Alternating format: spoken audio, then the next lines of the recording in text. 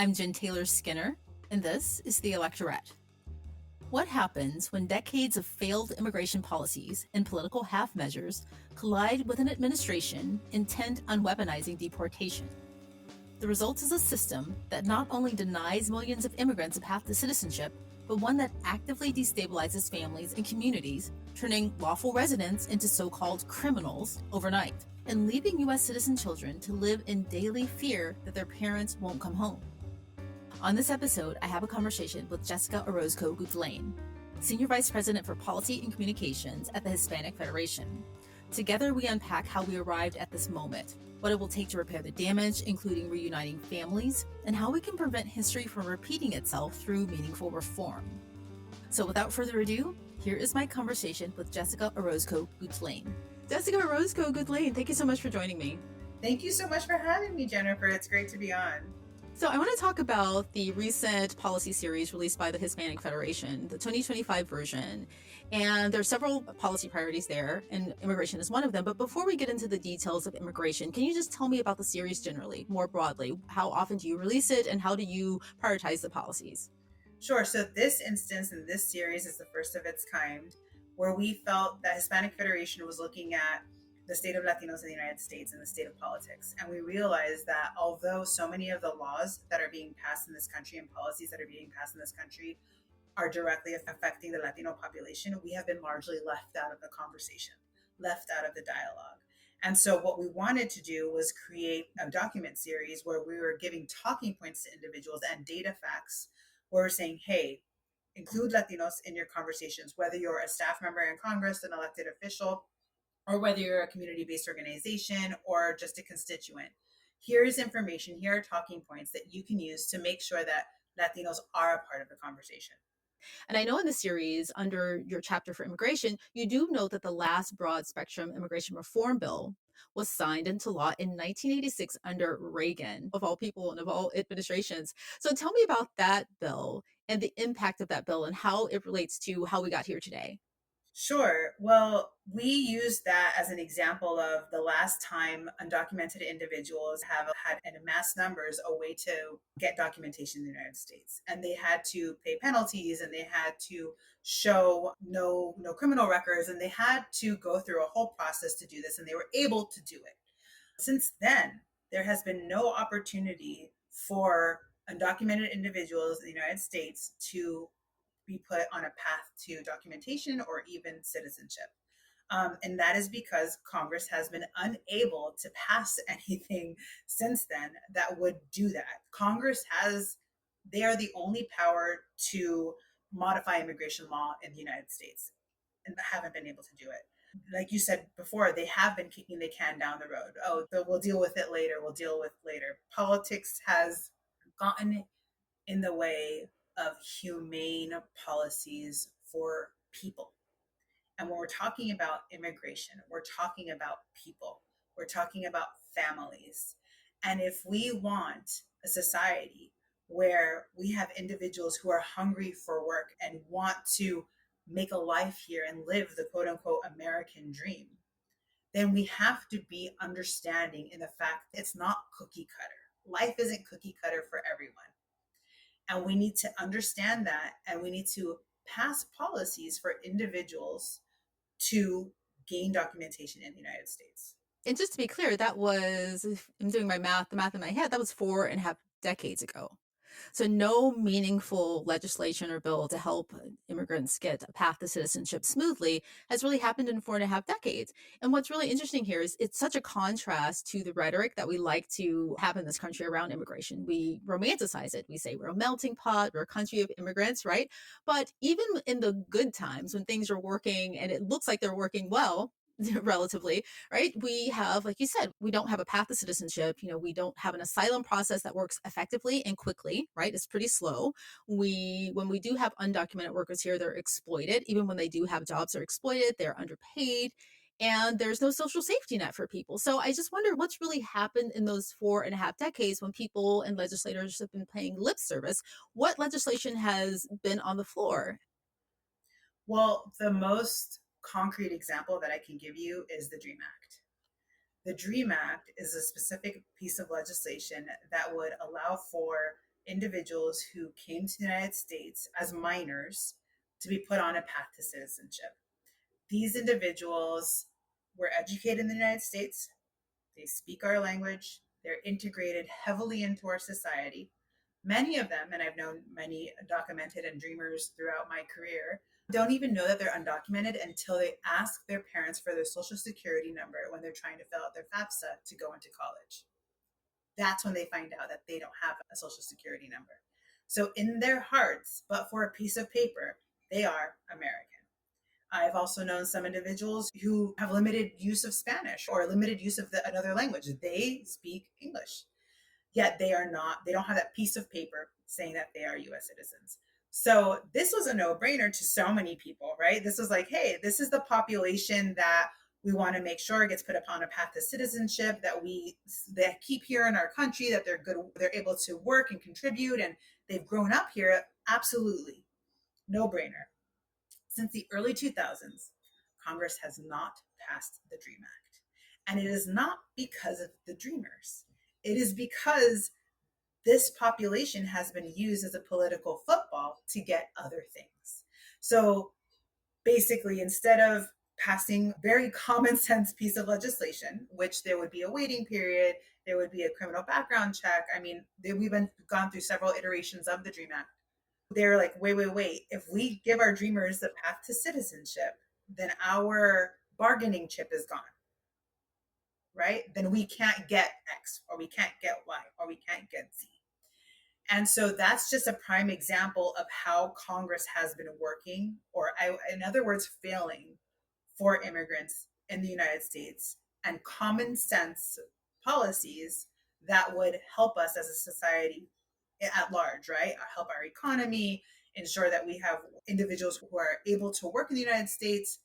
At this moment, there are many, many dreamers and many individuals who have DACA. So DACA is basically a temporary a temporary legal presence and temporary work authorization. These individuals had to have come here before the age of 16 and a certain year. And there's a lot of hoops and hurdles they had to do to get to DACA. They have children now.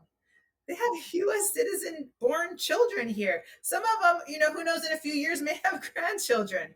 Many of them are doctors. Many of them are nurses. Many of them are professional college graduates who, again, but for a piece of paper, are not American citizens, are not U.S. citizens, and they don't have any other recourse to become U.S. citizens because of the antiquated immigration laws in the United States. And when you put it like that in that context, it's hard to forget that, or it's easy to forget that rather. The DREAM Act, I think that was under Obama, right? That feels like a lifetime ago. What year was that? I want to, and we have to double check, but I want to say 2008, Yeah. 2003, 2008 was the first time it was introduced, but DACA was created in 2011 Okay. That through makes the sense. Obama administration, I believe. Yeah, DACA. And can you give me a concrete example, recent example of where there was something on the table where we could give a path to citizenship and they said, well, no, unless we have this piece of legislation, we can't pass it, where it's been used as a political football? If you can think of an example, if you can't, that's fine. Sure. I believe in 2013 there was a pretty comprehensive piece of legislation that would allow for dreamers to become US citizens, and it would also, but then individuals started tagging on border security, building the wall, and kind of more on the security level of immigration. And there was a lot of negotiations, there was a lot of back and forth, and a lot of advocates and immigrants and individuals and families understand that there's going to have to be a compromise, all right, that we're not going to get everything that we want, but that also failed. And so that was a comprehensive piece of legislation. I believe it included some farm workers. I believe it included more than just dreamers, but it failed. So tell me more about mixed status families and how they've been impacted by this administration and just generally. So mixed status families, and I want to again remind folks that mixed status families are, you might have an undocumented parent and then US citizen children. They're living in a great time of fear right now. And I'm really concerned about the youth, about the minors, and the amount of stress that's being put onto them and their mental health. They're going to school every day. They're going out every day, nervous, completely nervous that their mothers or their fathers are not going to be home when they get back from school.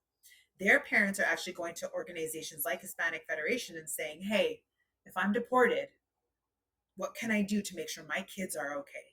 Right? Because they're US citizens. This is their country. We don't have opportunities back home for them. What can I do? How can I get power of attorney? How can I make sure that they're going to our friends or our family members and not into the foster care system? They're setting up everything that they can to in case that they're deported, and their kids are living with that reality every single day. Latinas in the United States, Latina youth have the highest rates of suicide in the country already. What are we doing to this population? What are we doing to this generation of US citizen children and their mental health with this constant fear and the villainization of their parents, right? In the United States, I feel like there was a big sentiment of us versus them. They're taking our jobs. They're responsible for these astronomical prices in the grocery stores and for rent and the cost of living. But if you look at these individuals, if you look at them, one, they have us in their families because there are US citizen children in their families, and they are us because they're a part of our society. They're a part of our everyday life. They're a part of your PTO, right? They are living and existing just like you are. And whatever decision they had to make to flee their countries and come and start a new life in the United States, imagine what it would take for for you yourself, sit here and say, what would it take for me to run and to flee my country and go to something that I don't know and potentially leave my children or my family behind? Well, guess what? That's what happened to them too. And that's the decision that they made. And so I'm so nervous about this generation of youth that are living and breathing this reality today. So, what are these families doing? Are kids skipping school? How are they actually dealing with this? They're resilient. Hmm. They shouldn't have to be so resilient. These kids are absolutely resilient. Like I said before, their parents are making basically emergency kits as to what would happen if they were removed or deported or detained in the United States. And they're living with the fear. And they're living their everyday lives and they're putting one foot in front of the other and they're continuing to work because they have to put food on the table and they're continuing to go to school. They are living with such stress that, and we're not offering supports to these families like we should be at all. And we're creating massive barriers for these individuals to really strive. But they will strive. I have no doubt they will survive. And they are going to be the next leaders of this nation. And they're going to remember what happened and what they had to go through growing up. They're going to remember. Is there any country, and this may be a hard question because there's so many different countries that does this right, specifically in relation to asylum that we can use as a model? Because being an American and being here my whole life, I don't know what a good immigration policy looks like. Sure. So I can't name any individual country. I'm sure there is, but we used to be okay at it, right? Like we followed international and US law when individuals claimed asylum in the United States. There is a process. There is a process for them to undergo. It's a pretty high scrutiny. They have to prove that they were under persecution by their government, being a part of like a protected social group. Like there are pretty rigorous requirements to get asylum in the United States. Again, back in 1996, so just a little bit of history, before when we used to have asylum pre 1996, an individual would be able to apply for asylum and apply for a work permit. They're saying, hey, I want asylum. I'm claiming asylum in the United States. And while you are adjudicating my case, please provide me with permission to work in the United States. And so you could do that. After 1996, that process was separated. And it was separated by 6 months. So you had to come to the United States, you claimed your asylum, and then you had to wait a minimum of 6 months, 180 days, to apply for a work authorization.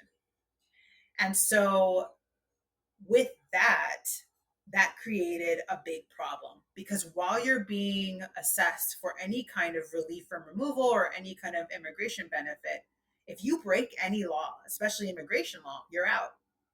So you have an individual who's come to this country who's claiming asylum saying, I've fled my country because I believe that I am being persecuted because of one of I think there's 5 categories, but they're not allowed to work for 6 months legally. And if they get caught working, they're out and their asylum case is thrown out.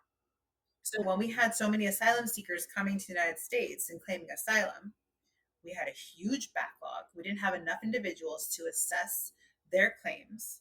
We had a huge backlog in the courts of assessing people's asylum claims, and they weren't allowed to work for 6 months. So individuals, obviously average people, don't know this. And so they're saying they're coming to the United States for a handout. They want handout, they want food, they want shelter. But really, they just wanted to work. And so what immigration advocates did at that time was starting to search for any way we can expedite that 6 month wait and say, hey, we need to have them with work authorization sooner because they want to provide for themselves and their families. And we didn't get any traction. We weren't able to move anything in Congress. There were some bills that were introduced, and I could probably get you the names of some of those bills that were introduced to do this for this reason, and nothing passed and nothing moved forward. So yeah, asylum law is complicated, but everything is there. We just don't have the want to put enough resources into adjudicating these claims. So, what was the logic behind that change where there was a 6 month wait to begin with? What was the logic given at the time?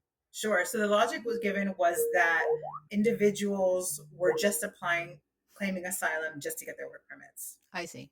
I So see. they were frivolous. They were frivolous asylum applications. And at the time, you did have people who were unscrupulous service providers, and individuals didn't even know that they had applied for asylum. These people would just do it on, hey, come give me $1,000, give me $2,000, and I'll get you your working papers. Great. They gave the $2,000, and they didn't even understand that asylum claims were being submitted on their behalf. But again, once they were adjudicated, then these individuals, their asylum claim was gone because again, there is a process to adjudicate these claims. There's not enough judges to do so. So that was the rationale behind decoupling work authorization and asylum. Okay. But now we're in a position where we have a million work permits that are stuck in backlog. And if you can connect the dots here for me, because it seems like we would have had that anyway, even if they hadn't been decoupled. It just seems like there's a process issue, like a bureaucratic issue where we just don't have enough people to process these claims. Well, how do we get there? We got here because of a lack, again, I want to say it again, a lack of resources in bodies needed to go through all of these work permissions. And now with the current administration, there's no appetite to do so either. The current administration has run their campaign they ran their election campaign on prioritizing criminals for removal, for deportation in the United States of America. Since January of this year, we have seen that is a falsehood. They have changed their rhetoric. The press secretary herself has said, hey, if you're here in the United States undocumented, by default, you're by definition a criminal, which is not what was stated previously during the campaign. And not only are they targeting undocumented individuals for removal or for deportation, but what they're doing is they're removing status from individuals so they can get deported. So individuals who have temporary protected status, we have, I believe, over 500,000 individuals with temporary protected status that the administration has revoked, is not going to renew their temporary protected status. These people, some of these individuals have had TPS since 1990. They do not have any other path to citizenship. They do not have any other path to permanent residency. They literally pay to renew their TPS. They are contributing members of society. If they get any kind of arrest or a criminal record, they're removed, right? So again, you have individuals who have been working, they have social security numbers, they have clean records, they have U.S. citizen children, they have homes, they have businesses. This administration is now removing their eligibility, their permission to be here, and saying, now you face a decision of either going back to a country that, for whatever reason, it was deemed a country that you needed to be, we understood why you needed to leave, or living here now in the shadows as an undocumented immigrant, an undocumented individual. So again, this administration is not prioritizing criminals. They are making individuals, immigrants, they are taking away status from them. They are taking away the path to asylum. They are breaking any path that exists really for certain individuals to become US citizens and to become documented in the United States. Okay, so let me get this straight. So first of all, let me just say this. So seeking asylum is not illegal. No, Seeking asylum is not illegal. And I'm just stating it as a fact. I'm not even a question. Like yes, a lot of people don't know that, but seeking asylum is not illegal. And these people who are here with temporary protective status, they are here legally. They're not citizens, but they're here legally because they were granted temporary protective status. So correct, they're, again, not living in a criminal manner because of their correct. status. So what the administration did was remove that status. It took it away, thus making them here criminally. So it's turning a large group of people into criminals who were not criminals and then saying, okay, you're a criminal. So now we've got to deport you or put you somewhere where no one can find you. And criminal under their definition, right? Because Right. these individuals have the cleanest records, and they have to go to, they have to renew their TPS. The government knows they're here, right? Because they've had to check in and pay dues to get their TPS renewed. Exactly what you just said, Jennifer. So they created a whole class of criminals. And they're creating a whole class of undocumented individuals that are now eligible for removal or Right. detention or both. Okay. Interesting. Mhm. So there's a lot of money circulating in this business, and particularly with American businesses, corporations, farms, Um, have they had any positive or negative impact on this policy? Because a lot of them use both documented and undocumented workers. And I'm just curious as to how they fit into this entire picture, particularly into shaping policy. Yeah. So I'll take the farm workers for example. So a lot of individuals are here on their farm worker visas, and then there's a subset that are undocumented, like you just said. The Trump administration has just acknowledged that this is a problem for farms, right? And the Trump, even though I haven't seen any action, has also said, well, maybe we need to make an exception. Maybe we needed to make an exception for the farm workers. What does that mean? I don't want to say too much, but what we've seen is that this isn't currently, there's no piece of legislation or executive order or anything that is providing farm workers with a path to legal status. However, we have seen that there is a deprioritization of farms when it comes to ICE raids. Isn't that Right. interesting? Yeah, So that is there's really interesting. we're not giving you permission to be here. In some states, in some municipalities, I don't want to say across the board, I don't want to speak out of turn because I don't know about every farm in the country, but in some geographies, and I'm not going to be too specific, we have seen that there is a gentleman's agreement that some of these places of employment, these farms, aren't going to be rated. So someone somewhere in a back room or picked up the phone and said, listen, lay off the farms, essentially. No formal piece of legislation, which there's so much there. There's so many layers there as the way policy can work and the way that it does work. But this isn't really even policy, but the way things work generally. But Yeah, farmers aren't really the only industry. You've got restaurants, you've got the construction industry, correct. and you've got other industries. And I don't want to, speaking cliches here, but there are other industries that this would affect similarly to the way that it's affected farms, right? Have Yes, they absolutely. spoken out, right? We've heard of other industries as well, kind of trying to jump on this opportunity. First, I want to take a step back and say that farms have suffered. There is a fear amongst the immigrant community, the undocumented community, and they have left some of these towns with the farming opportunities. So there is an economic impact, a local and a state and a federal economic impact, even though the numbers might not be showing it yet. I think on a local level, they are showing it in some places, in some municipalities. Because if you think about it, again, these individuals, a lot of them, some of them do have EIN, so ITINs, individual taxpayer numbers, not a social security number. They want to file taxes. They spend money in their towns, right? So they go to the grocery store, they buy things, they buy clothes. So they generate economies for these municipalities, for these towns. So there has been that movement in that away from like, hey, we got to flee. We're nervous. We have to leave. But back to your question, yes, we have seen like the hospitality business kind of jumping on this, and in some instances, the healthcare, hospitals and things like that. They don't have the same population as the farmers do, but they have a lot of individuals on temporary visas that are now on the chopping block as well. So they do have a system where they have verified the immigration status of their employees, but they are not permanent residents, nor they are they have a substantial number that aren't permanent residents, nor are they U.S. citizens. So they're on temporary visas that are now at risk. And I'm not really sure what the precise number is, but some numbers have been going around about what percentage of people who've been deported since, January 20th had criminal records. And it's a very, very small percentage. I think I've heard a number floating around upwards of 90% or 90+% do not have a criminal record whatsoever. So the question I have there is that if you are laying off farms, you're laying off hospitality, the hospitality industry, who's left? Who are they focusing on? It's really, there has been a quota system that's been implemented into ICE. And so instead of going toward focus of national security, right, or issues of national security, they now need to meet numbers.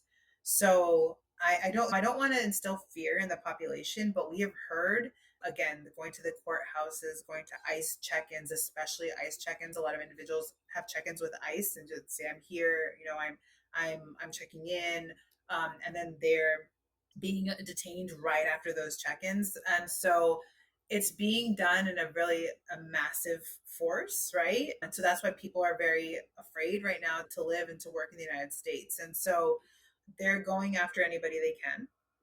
We have seen instances of racial stereotyping in terms of if you speak Spanish or if you look a certain way, you're being asked about your immigration status, you're being stopped. A lot of these individuals are US citizens. I don't carry a US passport around. I don't know if you do, or my birth certificate, right? And so they're being asked for proof of US citizenship. They don't carry that. And so we have been seeing that there's an obvious stereotyping going on around in terms of ICE and who they're looking to pick up. Right. And it's really dangerous for society at large in our democracy. Yeah, racial profiling. That's what it is. Racial. Yeah. I mean, even me, I live in a really diverse city, really, really diverse city. And whenever I'm out and about, this summer and I hear anyone speaking any language other than English, I get really nervous for them, right? Because we just don't know what's going to happen. That's the climate that we're in. And like everything in this country, there's a class divide. And again, I live in a city in Seattle where there's a lot of people here on work visas for the tech industry. And my presumption is that it's been understood that those visas, because we've seen them do things that aren't necessarily legal, right? Not granting people's asylum status, revoking visas. Have those industries where they have high income workers, immigrants, have they been largely left alone? I don't know too much about that, but I do know that there's a nervousness within the tech industry as well. I don't think that anybody feels safe. If you don't have a US citizenship, or if you have even if green card holders are nervous. So I don't think it's a tech. I don't even like, just to be clear, I'm not saying farmers are great and they're not nervous. Everybody right now, if you are on some kind of a temporary visa, is nervous about that temporary visa going away. Yeah, yeah. So how are policies like the Laken Riley Act, how does that fit in with making communities generally just like less safe and destabilizing to families? How does that work? That is a tragedy in and of itself, I want to say. This young woman, she was murdered. And individuals took it as a political opportunity to pass a detrimental law because of this tragedy. And I want to just give an example that might kind of speak for itself. A police department spoke out and said, if they were in a border town, they said, if we wanted to be CBP, Customs and Border Patrol officers, we would have. But we want to be local police. Why are you forcing this upon us? Local police departments are strained when it comes to their budgets or their capacity, or they're already being asked to do so much within their towns and their localities. And now you're putting a requirement on them to become immigration enforcement. What training? With what training? With what passion? With what regard? These individuals have careers as police officers, and they want to do what they want to do as police officers, right? And so there is a certain, especially within localities that have high immigrant populations, there needs to be a trust with the local PD to have a safe town, to have a safe city. You need to have people feeling okay to call and say, I'm in a domestic violence situation, or I just witnessed something really bad happen, or I need help, local police come and help me. Those calls aren't going to be made if you're afraid, or if that individual is afraid that once the local PD is called, they're going to end up in detention and removed, right? And so what you're doing is you're facilitating an unsafe environment. You are disincentivizing people to call for help, police for help. And in a lot of our low income neighborhoods, they still call the police for help. But now you're seeing it in immigrant communities. That's not the case anymore. Things are going unreported because of that fear now that lives of, like, if there wasn't a fear before, that fear is now doubled when it comes to, this type of legislation. And this type of legislation that was passed is because of, going back to Congress is shook up, right? And they don't know what to do to keep their seats, in my opinion. Congress is now trying to, um, there was a movement of villainizing the immigrant community. And I think that now that we're in August and this administration began in January, I think that people are understanding that the immigrant community is kind of being used, and they're kind of understanding as a scapegoat. People voted with pocketbook issues in mind when they voted in the election. They wanted to see lower grocery prices, lower rent prices, higher wages, and they haven't seen any of that. What they have seen is an overreach of government in their communities, scaring their families and tearing families apart. Yeah. Isn't it really unfortunate that it took that for people to wake up? And like I said, we talked about in this conversation that the immigration policies have never been great, right? But it took getting to this point where people are really being traumatized for people to say, hey, things don't have to be this way. But I do want to go back just a little bit on the Laken Riley Act, because for people who aren't tracking this, how did the Laken Riley Act impact the role of local police? What did it change specifically? It basically gave them authority to be immigration agents. I see. Okay. Yeah. Yeah. And so before it gave them that authority to do that without any like very surface level. Like it wasn't, and I'm not advocating for this, but it wasn't like they gave them extra funding for local PD, and it wasn't like they gave them training for immigrant. Like that's all it did. I see. Okay. So, like you've alluded to throughout the conversation, there is little interest or movement under this administration for improving a lot of this. And we probably won't see anything significant until there's a changing of the guard. If we had that change tomorrow, or let's just say in 2026, if we had that change immediately, we could wave a magic wand, what would be the first thing that you would choose to focus on? What's the first piece of legislation? That's a good question, because as we all know in our own lives, it's unfortunately a lot easier to do damage than it is to rebuild. And it's a lot easier to make a mess than it is to clean it up.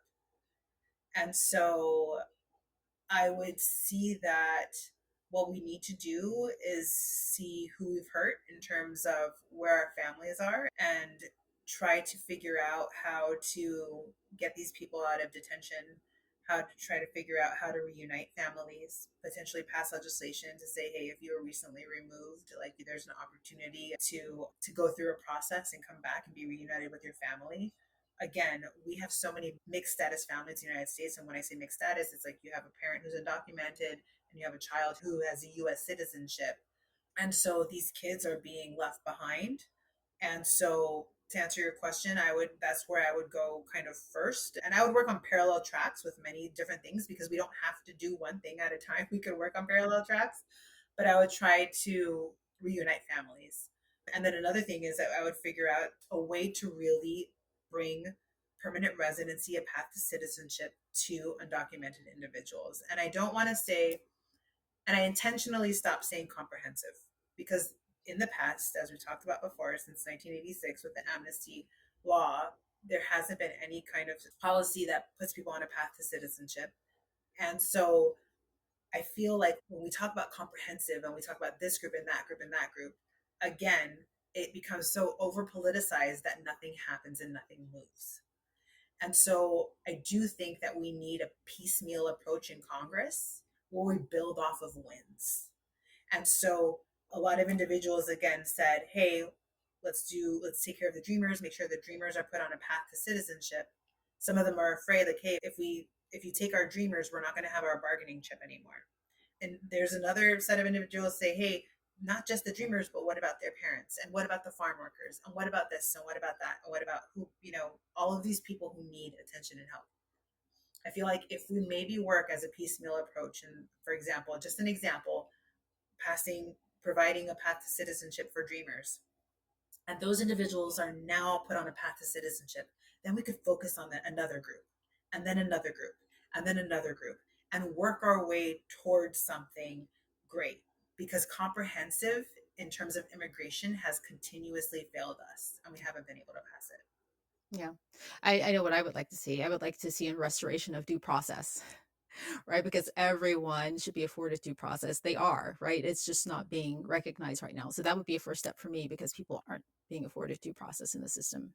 They're not, and this administration is currently trying to take it away and expand the individuals who don't need to go in front of an immigration judge. I mean, I think in the last bill, the tax and spending bill that was just passed, there were billions and billions of dollars that were being put toward enforcement, but there was a cap on the hiring of immigration judges. So you have a huge, huge backlog. You're putting millions and millions and billions of dollars into building detention centers, into building up your immigration enforcement, yet you put a cap on judges, on hiring immigration judges. That just shows that there's no want of this administration to be fair and give due process and hear out a case and to say, hey, you actually, in this antiquated immigration law, we found something for you. Your lawyer or yourself has found a pathway to citizenship or a relief from removal. This administration doesn't care about that. They care about detaining individuals and deporting them. Well, Jessica, thank you so much for joining me. Hopefully we will, maybe not a magic wand, but we'll see some change soon and we can get some of these things passed. So thank you so much for talking to me, and thank you for all of your work. Thank you for your time, Jennifer. Thank you.